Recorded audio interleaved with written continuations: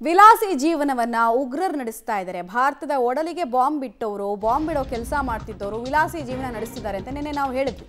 ರೇಪಿಸ್ಟ್ಗಳು ಬಿಡಿ, ಅವರಂತೂ ಹೀರೋಗಳ ತರ ಇದ್ದಾರೆ. ಅಲ್ಲಿ ಜೈಲಧಿಕಾರಿಗಳ ವಿರುದ್ಧ ಗೃಹ ಸಚಿವ ಪರಮೇಶ್ವರ್ ಅಂತೂ ಇಂತೂ ಗರಂ ಆಗಿದ್ದಾರೆ. ಹಿಂದೆ ಕೂಡ ಅಧಿಕಾರಿಗಳನ್ನ ನಾವು ಸಸ್ಪೆಂಡ್ ಮಾಡಿದ್ದೀವಿ ಅಂತ ಸರ್ ಹೇಳಿ, ತನಿಖೆ ಮಾಡಿ ವರದಿ ಕೊಡಿ ಅಂತ ನಾನು ಕೇಳಿದ್ದೀನಿ.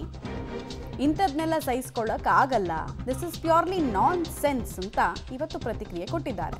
ನಿಯಮಗಳು ಪಾಲನೆ ಆಗದೇ ಇದ್ರೆ ಅದು ಜೈಲು ಅಂತ ಅನಿಸ್ಕೊಳ್ಳಲ್ಲ.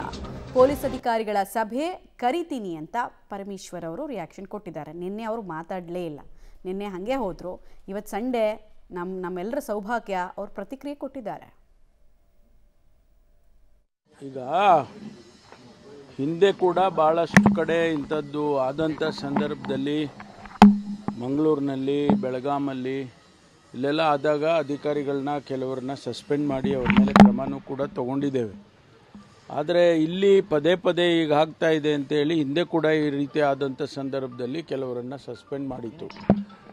ಈಗ ನಾನು ನೆನ್ನೆದು ಕೂಡ ನಮ್ಮ ಯಾರು ಇನ್ಚಾರ್ಜ್ ಇದ್ದಾರೆ ದಯಾನಂದ್ ಅವರು, ಅಲ್ಲಿ ADGP ಅವರನ್ನು ನಾವು ಮುಖ್ಯಸ್ಥರನ್ನಾಗಿ ಮಾಡಿದ್ವಿ.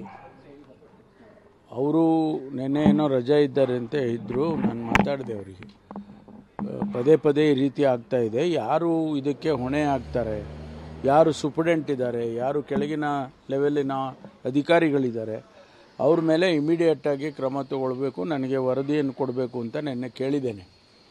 But I will not tolerate this non sense. Enough is enough. ಯಾಕೆಂದರೆ ಇದು ತುಂಬ ಈ ರೀತಿ ಆಗಬಾರ್ದು. ಇದು